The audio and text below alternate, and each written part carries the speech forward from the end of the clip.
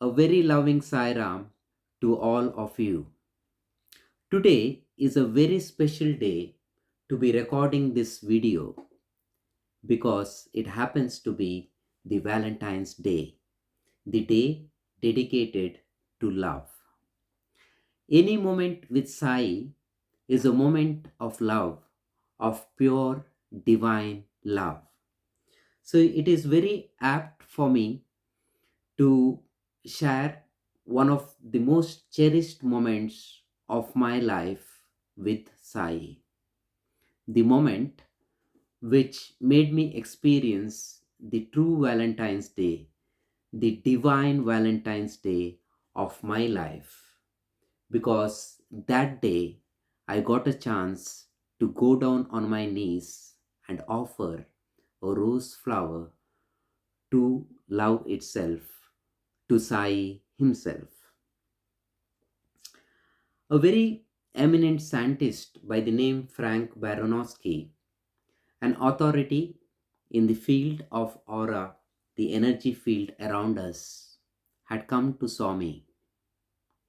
The first time he came to Swami, he was wonderstruck to see a beautiful pink aura emanating from Swami and, in fact, covering everything around him. The scientist referred to this pink color as the color of selfless and pure love. Inspired by this sight, he referred to Swami as love walking on two legs. So, what was my experience like this, offering the rose flower to this love walking on two legs? Let me try my best to elaborate this unique experience of mine. My mind goes back, way back to 2004, to the January of 2004, to be precise, to my student days in Puttaparthi in Prashanti Nilayam. Those were the days when Swami used to sit in the portico of the Sai Kulavant Hall and accept the bhajans and arati sitting there. Whenever Swami took arati in the portico of the Sai Kulavant Hall, or where his Mahasamadhi is right now, one boy got a chance to offer a rose flower to Swami, and the other got an opportunity to offer arti to Swami. If Swami were to accept arti in the bhajan hall or anywhere else, the students would not get these chances. So one evening, I was pleasantly surprised to be told that it was my chance to give rose to Swami the next day. It was, of course, a dream come true for me. The next day, I went early for the evening darshan and sat right in the first line. Swami came out for darshan and he sat right in front of me. Seeing him was an experience, a great experience by itself, because every act, every gesture of Swami was so very beautiful. I was immersed looking at him, and then the bhajans started. I was given a beautifully made rose flower, a, a well decorated flower. In fact, the boys who used to prepare these roses to be offered to Swami, one of them recently narrated to me as to how Swami once came in his dream and taught him and the technique of preparing these roses to be offered to Swami. A Sai Udemy course in the dreamland, I should say.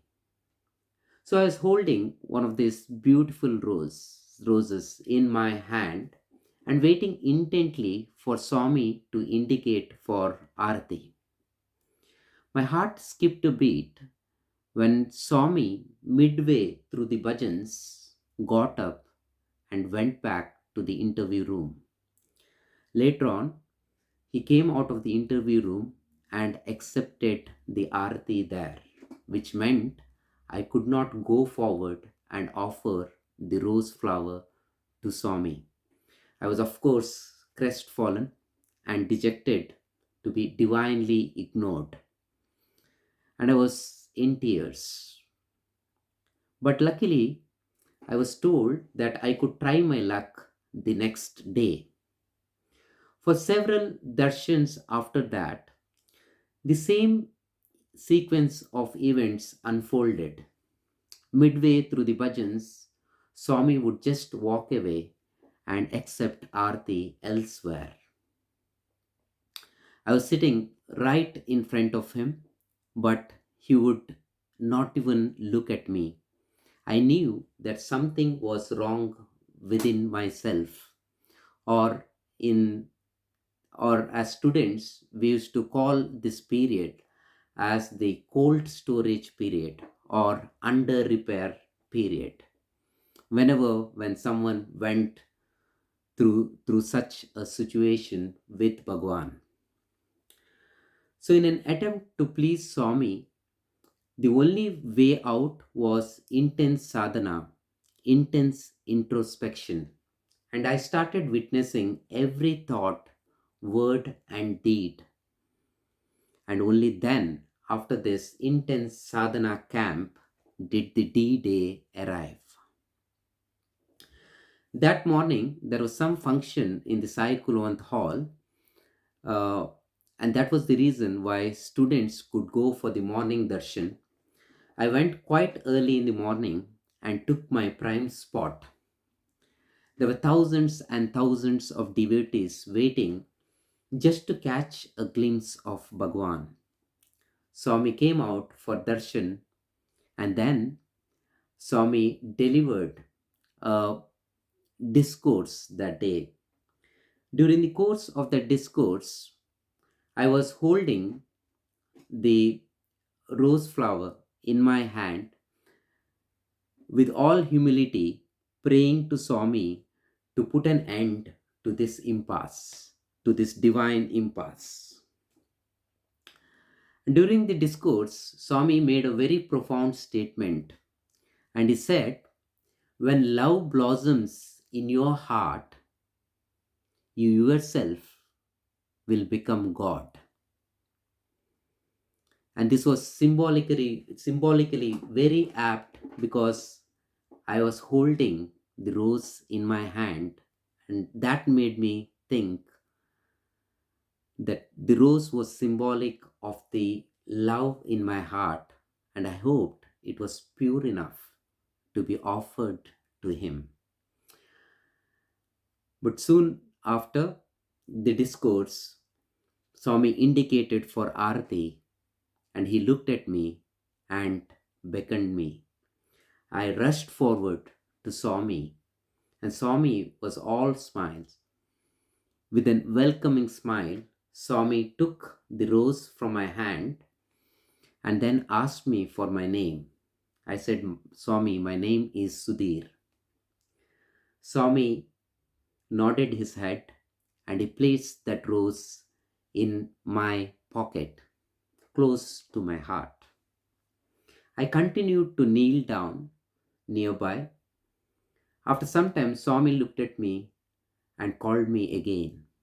This time, he spoke in Kannada and he asked me, Enu kalita idya? What are you studying? Looking at Swami from such close quarters, I was dazzled, to say the least, because Swami was glowing with tejas or splendor, like like the full moon. And I replied to Swami saying, Swami, MBA Swami. Swami then gave me a very broad smile and he asked me, in Prashanti Nilayam? Now, this was seemingly an odd question so to say, to be asked because, of course, I was studying in Prashanti Nilayam. But sometimes what Swami says is like a riddle, a Zen koan for us to contemplate upon. So saying, in Prashanti Nilayam, Swami gave a tight pat on my right cheek, and with that touch, he sent my consciousness deep within myself. Words fail to describe that unique experience where I felt absolute stillness, supreme peace, and bliss, the kind of which I had never experienced before. It seemed as if, with that touch, Swami opened the doors of my inner Prashanti Nilayam, where there was only peace, bliss, and love. Swami then got up, and as he passed by me, he gave me an intense look again, which further bolstered that experience of mine. And then Swami went back, and I made my way to the institute. At this juncture, I should tell you that it was the day of examination, and for the first time in my life, I was feeling completely free, as if some unknown burden had been lifted off my shoulders, as if the Mother Earth had suspended her gravity that day. For the first time in my life, I was going to the examination hall without the normal anxiety or the last minute cramming and so on. I was a little detached from everything that was happening around me. And then I got the question paper and I started answering it. I still vividly remember that my heart was filled with love for Swami. The mind was immersed in the contemplation of the divine. The intellect was thinking clearly, and my hand was busy writing the answers. For the first time in my life, in such an intense situation of examination, which was one of the most intense situation for a student, I was feeling absolutely free. The words of Tukaram, Dil mein Ram, Haath mein Kaam, became an experience for me that day. Maybe this is what Lord Krishna said when he said, efficiency in action is yoga. Till that point in time, I always thought you could either be doing dhyana or meditation, or you'd be you'd be doing karma or action, but never both together. By that touch, Swami gave me an experience of what he calls as the constant integrated awareness. Maybe that is what he meant when he said MBA stands for mind, body, and Atma. He was sweetly goading me to progress on this spiritual path by giving me the taste of this experience so that I continue my spiritual journey and one day will be able to experience this and make it an integral part of my life. A few days later, I came to know that I had topped that examination in my class, which which simply proved to me that it is possible to be intensely active at work, but at the same time be immersed in divine contemplation. Even to this day, When I face any challenges or tough situations in life, I have to just close my eyes and reminisce on this beautiful moment with Sai, and the floodgates of peace just open up within my own heart. That day, love did not just accept the rose from me, but Sai had transferred the fragrance of peace for me to experience ever after. That was the moment of love with Swami that I call as the moment that made me experience the Divine Valentine's Day of my life. Finally, I am grateful for this wonderful opportunity to be able to share this experience with all of you. And as always, I'm ever grateful to Sai. Jai Sai Ram.